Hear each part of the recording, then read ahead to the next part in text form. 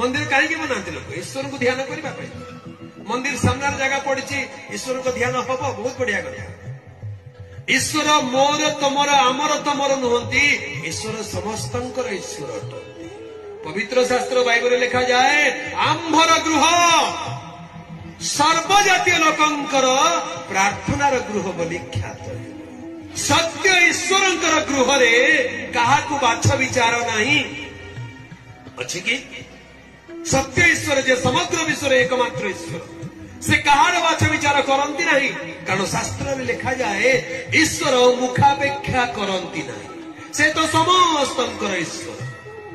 आम देशर शास्त्र में लिखा जाए एकम ब्रह्मम द्वितीय नास्ति कौन बोल लिखा जाए